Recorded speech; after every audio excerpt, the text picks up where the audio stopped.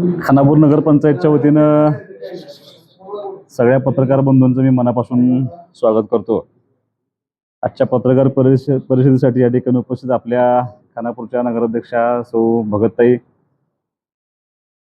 उपनगराध्यक्ष, सगळे सभापती, सगळे नगरसेवक, आमचे पंचायत समितीचे उपसभापती आदरणीय सुहास नाना, आमच्या घाटमातेचे नेते आदरणीय राजाभाऊ शिंदे, नगर परिषदेचे पंचायतचे आमचे सीओ साहेब, सगळे सहकारी कार्यकर्ते, माझे सगळे पत्रकार बंधूंनो, तुमच्या मनापासून मी स्वागत करतो।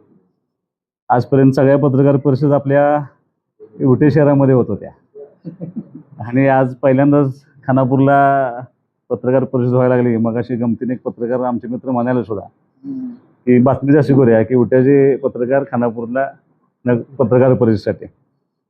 पण गेल्या 4-4.5 वर्षांमध्ये खूप चांगल्या पद्धतीनं काम करण्याचा प्रयत्न नगरपंचायत खानापूरनं ताकदीने केला आहे आणि ग्रामपंचायतचं नगरपंचायतमध्ये रूपांतर झाल्यानंतर सक्षमपणे हे गाव नव्यानं उभं राहावं, कारण तालुक्याच्या नावाचं गाव आहे, त्याच्यापेक्षा विधानसभेच्या मतदारसंघाचं नाव सुद्धा खानापूर आहे। म्हणजे मी गेल्यानंतर मला ते असं लिहिलं असतं खानापूर 286, त्यामुळे हे अत्यंत महत्त्वाचं गाव माझ्या दृष्टीने, जरी लहान असेल तरी सुद्धा नगरपंचायत झाल्यामुळं हे गाव अत्यंत महत्त्वाचं आहे। जसं ताकदीने लक्ष देऊन विटा आपण विकसित करायचा प्रयत्न केला, आटपाडी विकसित करायचा प्रयत्न केला, खूप चांगल्या पद्धतीने त्या ठिकाणी काम उभं राहिलं। नगरपंचायत झाल्यानंतर अनिल भाऊंचं विशेष ह्या गावाकडे लक्ष होतं आणि त्याच्यानंतर त्यांच्या पश्चात सुद्धा आपण खूप चांगल्या पद्धतीनं या ठिकाणी प्रयत्न केला। म्हणजे आता 2021-22 पासून मोठी कामं करण्याचा प्रयत्न केला। त्याच्यामध्ये सगळ्यात मोठं काम कुठलं असेल तर जवळपास 25 कोटी रुपये आपण ह्या शहराच्या नळ पाणी पुरवठा योजनेला दिलं होतं। 50% पेक्षा अधिकचं काम पूर्ण झालं आणि मला असा आत्मविश्वास आहे की त्या 3-4 महिन्यामध्ये सगळं काम संपून ह्या शहराला खूप चांगल्या पद्धतीनं पाणी पुरवठा सुरळीत होईल। अगदी भविष्यामध्ये 20-25 वर्ष होणारी वाढ गृहीत धरून आपण हा पाणी पुरवठा योजना पूर्ण केली होती। 21-22 पासून अनेक सेवा सुविधा पुरवण्यासाठी आपण कामं केली। जवळपास त्यावेळेला 1,40,00,000 रुपये 21-22 मध्ये दिले होते। 22-23 मध्ये 1 कोटी रुपये दिले होते। 8 कामं त्याला शहरातले आपण त्या ठिकाणी काम करत होतो। बक्षीस निधी आले होते, त्याच्यामध्ये 51 लाख रुपयाचं काम पूर्ण झालंय। वैशिष्ट्यपूर्ण योजनेमध्ये 22-23 मध्ये 60 लाखाचं काम पूर्ण झालंय। त्याच्यानंतर नगरपंचायतचं उत्पन्न वाढावा, कारण तुम्ही जर बघितलं तर खूप चांगल्या पद्धतीचं मार्केट आता या शहरामध्ये डेव्हलप होत आहे, नॅशनल हायवे झाल्यापासून। आणि आता काल सुद्धा गडकरी साहेबांनी 95 कोटी दिल्यामुळे जे काम जर पूर्ण झालं सगळं, तर जास्तीची वाहतूक परत ह्या रोडनं निश्चितपणे विजापूरकडे जाईल आणि या शहराला आणखीन नावारूपास येण्यामध्ये मदत होईल। 2024-25 मध्ये नमो उद्यानसाठी आपण 1 कोटी रुपये ह्या शहराला दिले होते। त्याच्यानंतर अजून 1 कोटी रुपये आपण तुमच्या शाळा आणि हॉस्पिटल, बरोबर ना, त्या दोघांसाठी 1 कोटी रुपये आपण त्यावेळेला बाळासाहेब ठाकरे योजनेमधून 1 कोटी रुपये ह्या शहराला दिले होते। असं खूप चांगला निधी आपण देण्याचा प्रयत्न केला होता। पण ही सगळ्या आमच्या इथल्या नागरिकांची, सगळ्या आमच्या बॉडीची एक गेले अनेक दिवस इच्छा होती की आता नगरपंचायत झाली, पण नगरपंचायतला आमच्या इमारत नाही।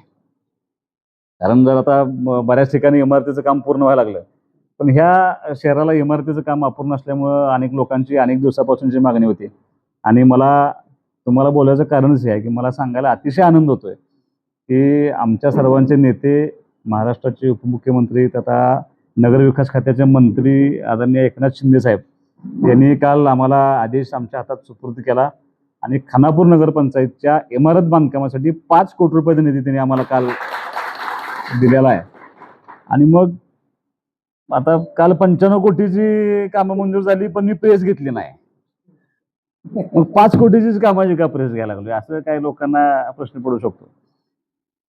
तर त्याला एकच कारण असं आहे की हे गाव जरी लहान असलं तरी या गावामध्ये अत्यंत राजकारणाच्या दृष्टीनं जागरूक, संवेदनशील असलेलं गाव आहे। आणि थोडंसं नगरपंचायत झाल्यापासून काम करत असताना काम करण्यापेक्षा आडवाडवीचं काम करण्याचा प्रयत्न अनेक लोकांनी केला होता आणि काही लोकांनी चॅलेंज केलं होतं की होणार नाही नगरपंचायतची इमारत आणि तुम्हाला नगरपंचायतला पैसे येणार नाहीत. त्यांनी सुहास बाबूला अजून ओळखलंच नाही. त्यांचा तो दोष ठरला, त्यांच्याकडनं चूक झाली आणि म्हणून त्यांना इथं येऊन मला सांगावं वाटते की नगरपंचायतच्या इमारतीला 5 कोटी रुपये निधी काल मंजूर झाला. येत्या 15-20 दिवसामध्ये ह्या कामाचं टेंडर प्रोसेस सगळी कंप्लीट होईल आणि मला असं अपेक्षित आहे की गणपतीच्या काळामध्ये ह्या कामाचं भूमिपूजन जर करता आलं तर आम्ही गणपतीच्या काळामध्ये हे भूमिपूजन करतो. खानापूर ह्या नावाला साजेसं इमारत या शहरामध्ये उभा राहील आणि ती इमारत तुम्हाला लवकरच बघायला मिळेल आणि आपण ह्या शहराला 5 कोटी रुपये त्याच्यासाठी देण्यामध्ये आपण यशस्वी ठरलोय. आणि आम्ही करत असलेलं काम आमच्या विरोधकांना चांगल्या पद्धतीने दिसावं की कसं काम चाललंय. काय झालं आता थोडीशी स्ट्रीट लाईट कमी आहे आमच्याकडे. आमच्या चाचीनं पण मी सांगितलं मग असे तुम्हाला इत्यंभूत सगळं गावातलं दिसलं पाहिजे म्हणून 3 कोटी रुपये आपण स्ट्रीट लाईट दिलेत अजून वाढीव. म्हणजे 5 कोटीची इमारत आणि काम बदलून आपण ते 3 कोटीचं street light, solar street light आपण सगळ्या गावामध्ये अगदी लख प्रकाश पडेल म्हणजे केलेलं काम देशपांडे साहेब सगळ्यांना दिसेल की आपण चांगल्या पद्धतीनं खानापूरला न्याय देण्याची भूमिका घेतली. गेल्या 5 वर्षाच्या कार्यकाळामध्ये या शहराचा चेहरामोहरा बदलण्याचा आपण प्रयत्न केलाय. साजेशी इमारत असावी नगरपंचायतला म्हणून आपण 5 कोटीचा निधी आपण दिलाय. आणि माझा खानापूरच्या सगळ्या नागरिकांना माझं तुम्हाला म्हणजे अगदी जबाबदारीपूर्वक शब्द आहे की अजूनही इलेक्शनला 5-6 महिन्याचा अवधी आहे. ह्या 5-6 महिन्यामध्ये सुद्धा आपण तुम्हाला अपेक्षा असलेली जी जी काही छोटी मोठी कामं राहिली असतील ते सगळे आपण पूर्ण करण्याचा शब्द आणखीनही तुम्हाला मी या निमित्ताने देतो. कारण विधानसभेला सगळे लोक खूप ताकदीनं माझ्यावर राहिली होती. त्यामुळं त्या शहरातल्या नागरिकांना सुद्धा न्याय देण्याची भूमिका माझी आहे आणि तुम्हाला साजेसं गाव करून देण्याची जबाबदारी आम्ही 100% एकत्रितपणे पूर्ण करू. आणि काही लोकांचं थोडंसं वन विभागाचं मध्ये तक्रार झाली होती त्या दृष्टीनं माननीय वनमंत्री गणेश नाईक साहेबांच्यावर सुद्धा आमची एक मिटिंग झाली.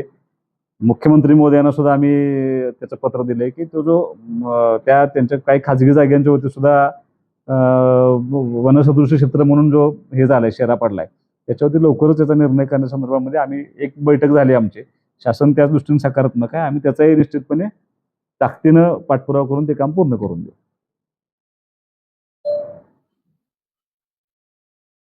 अजून काय प्रश्न काय? एक प्रश्न विचारायचा होता. आपण पहिल्यांदा खानापूरमध्ये पत्रकार परिषद घेतल्याबद्दल आपले खूप खूप धन्यवाद. आतापर्यंत 2024ला आपण जाहीरनाम्यात खानापूरला MIDC आणि विद्यापीठ उपकेंद्र काम पूर्णत्वास येणार याबाबत एक वचन दिलेलं आहे. त्याचे कुठेपर्यंत आता MIDCचं तुम्हाला 5 मिनिट सांगतो पण खानापूरमध्ये उपकेंद्र व्हावं त्यासाठी विधानसभेमध्ये सुद्धा किंवा त्या सगळ्या गोष्टींचा फॉलोअप करणं अनेक लोकांनी फक्त झालंय केलंय असंच सांगितलं. पण ह्या वर्षी सुद्धा त्यांचं थोडं चालढकल दिसल्यानंतर आम्ही ताबडतोब ऑफिस चालू करायला लावलं. आता जागा हस्तांतरासाठी पूर्ण प्रक्रिया सुरू आहे. काही तरतूद विद्यापीठानं करावी, काही तरतूद शासनानं करावी एवढ्यासाठी फक्त त्याची प्रोसेस चालू आहे. पण येत्या 1-2 वर्षात कारण एका वर्षामध्ये अख्खं स्ट्रक्चर नाही उभं राहणार. कारण त्याला फक्त ऑफिसेस करण्यामध्ये मजा नाही. फक्त विद्यापीठाचं उपकेंद्र झालं आणि ऑफिसेस इथं आले ह्याच्यापेक्षा विद्याशाखा इथं सुरू झाल्या पाहिजेत तर ह्या भागाचा विकास होतो. फक्त कसं ऑफिसेस जर केले समजा उपकेंद्राचे काय ऑफिस केलं आणि ह्या सगळ्या आसपासच्या कॉलेज आता सगळं ऑनलाईन झाले त्यामुळे कॉलेजेसचे सगळे प्रस्ताव सगळं ऑनलाईनच जातं. त्यामुळे लोक इथे येतील असं नाही. विद्याशाखा झाल्या पाहिजेत त्यासाठी आपण इथं ताकदीने प्रयत्न करतोय. मला पूर्ण विश्वास आहे की हे मोठा प्लॅन आहे म्हणजे दीर्घ स्वरूपात चालणारं काम आहे. 3-4-5 वर्षांमध्ये आपल्याला सगळं स्ट्रक्चर उभं राहील. आत्ता फक्त त्यांनी ऑफिस सुरू केले पण बजेटमध्ये तरतूद होऊन आपल्याला ह्या ठिकाणी इमारतचं बांधकाम ह्या 5-6 महिन्यामध्ये वर्षभरामध्ये सुरू करण्याचा मी 100% प्रयत्न करतोय. MIDC साठी जागेची मागणी केली आपण फक्त. आता नगरपंचायतला पण आम्ही विनंती केली. काही खाजगी मालक जर त्या ठिकाणी आले तर आता खूप मोठ्या परिस्थितीमध्ये आपल्याला जागा मिळणार नाही. म्हणजे अशी 400-500 एकर जागा मिळण्याची शक्यता फार कमी आहे कारण पाणी आल्यामुळे थोडं ते आपली अडचण आहे. पण एक 100-125 एकरची जागा आपल्याला मिळाली तरी सुद्धा आपण ती मिनी MIDC म्हणून आपण या खानापूरमध्ये येत्या वर्षभरामध्ये आपण त्याचा आदेश करून घेऊ. जागा आम्ही शोधतोय. जागा मिळाली की इथली आणि आटपाडी दोन्ही MIDC आपण करतो. गेल्या अनेक दिवसापासून या महामार्गाचा प्रश्न प्रलंबित होता. कालच तुम्ही कोट्यवधी निधी आणला कसं होणार आहे? आता मुळात ही दुर्दैवी घटना जी घडली परवाची, ती घडण्यापूर्वीच 1 महिन्याभरापूर्वी मी गडकरी साहेबांना भेटायला गेलो होतो. त्याच्यामध्ये माझे 2 अजेंड्यावरचे विषय होते. एक, हा जो राहिलेला काम आहे सगळं, म्हणजे एक गुहागर विजापूर ज्यावेळेला रस्ता केला होता, त्यावेळेला फॉरेस्टच्या त्या परवानग्या न मिळाल्यामुळं आपले 4ही घाट म्हणजे सुरलीचा, रेणावी, रेवणगाव आणि नागदचा घाट हे काम पेंडिंग पडलं होतं. त्याच्यानंतर सुलतान गादेजवळचा रस्ता, रेणावीतला रस्ता, हिवऱ्याच्या गावात एंट्री करताना समोरचा जो ब्रिज आहे तोही काम अपूर्ण राहिलं होतं. तो ब्रिज असं एकत्रित सगळं काम, आणि काही ठिकाणचं मेंटेनन्स बाकी आहे, काही ठिकाणी असे हंप झालेत मोठे, तर ते सगळं काम पूर्ण करण्यासाठी मी गडकरी साहेबांना परवा भेटलो होतो. मी खरं गडकरी साहेबांचं मनापासून अभिनंदन करेन, कारण त्या मंत्र्यांच्या कामकाजा बाबतीत अनेक सकारात्मकता आपल्याला बघायला मिळते, ऐकायला मिळते. मी त्यांना समजावून सांगत होतो की साहेब, हे बॉटलनेक आहे आणि कधी ना कधीतरी इथं मोठा काहीतरी घटना घडू शकते, दुर्दैवाने घडली, पण त्यांनी कामाची पद्धत त्यांची अशी गडकरी साहेबांची आहे की त्यांनी ताबडतोब समोर फोन लावले. म्हणजे आम्ही समोर असतानाच अधिकाऱ्यांना फोन करून काय परिस्थिती आहे, किती पैसे लागत आहेत, प्रस्तावावरती आलाय का, आणि त्यांनी मला त्या दिवशी सांगितलं होतं की तुला 2 आठवड्यात तुला रिप्लाय मिळेल माझा. आणि काम करण्याची पद्धत अशी आहे की 1 महिना झाला असेल त्यांना भेटून. काल त्यांच्या पीएसने आम्हाला ऑर्डर टाकली आणि आम्ही 95 कोटी रुपये दिले म्हणून त्यांनी सांगितलं. त्यामुळं आता आपल्यातले 3ही घाट, रेणावी, रेवणगाव, नागदचा घाट, त्याच्यातले सगळे वायडनिंग करून पूर्ण त्याच्या रिटेनिंग वॉल सगळ्या साईडच्या जे कठडे असतात आपले, क्रॅश बॅरियर सगळे त्याच्यात बसवते आपण.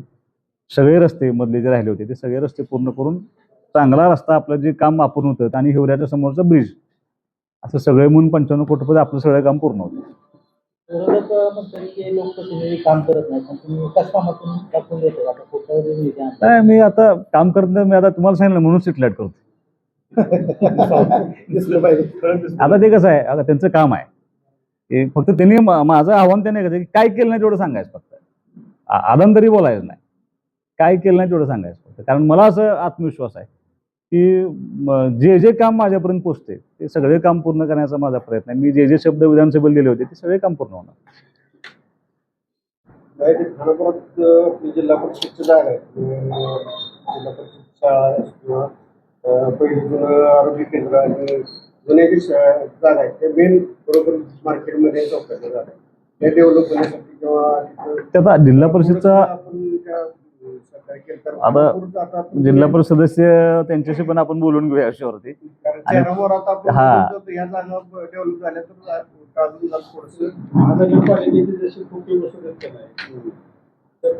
तसं चांगल्या पद्धतीनं काय उत्पन्न स्त्रोत वाढलं पाहिजे, आपलं ह्याचं सुद्धा वाढलं पाहिजे. आणि परवाच जनरल बॉडीच्या मीटिंग मध्ये जिल्हा परिषदच्या मेन मोठ्या जागा जिल्ह्यातल्या डेव्हलप करायला प्रयत्न चालू आहे. हो, आणि आमचा असा प्रयत्न आहे की शिंदे साहेबांच्या हस्ते याचं भूमिपूजन करता येते का त्या इमारतीचं. त्यावेळेला सुद्धा आम्ही शिंदे साहेबांना, कारण एकदा शिंदे साहेब आले म्हणजे बऱ्याच गोष्टी आम्हाला त्यांच्याशी बोलता येतील.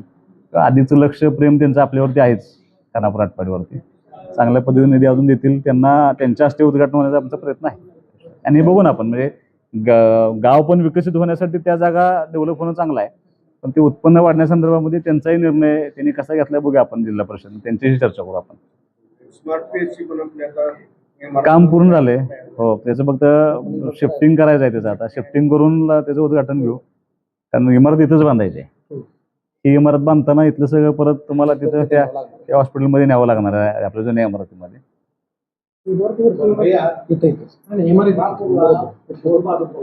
दोन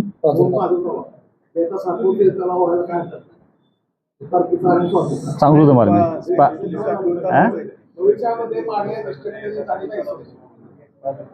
भविष्यामध्ये 100% प्रयत्न करू आपण. ते पाझर तलाव, उलट तुम्हाला सांगतो की सगळ्यात जास्त पाझर तलावाचं साठवण तलाव रूपांतर खानापूर आटपाडी तालुक्यात झालंय.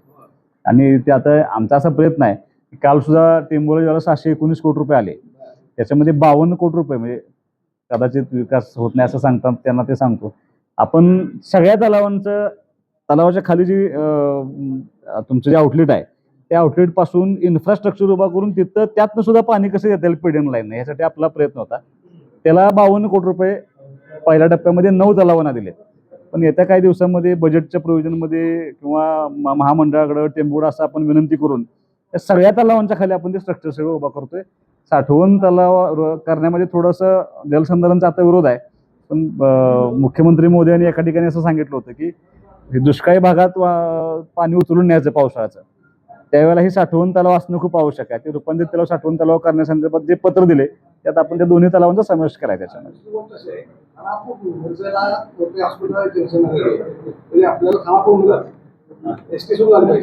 अच्छा.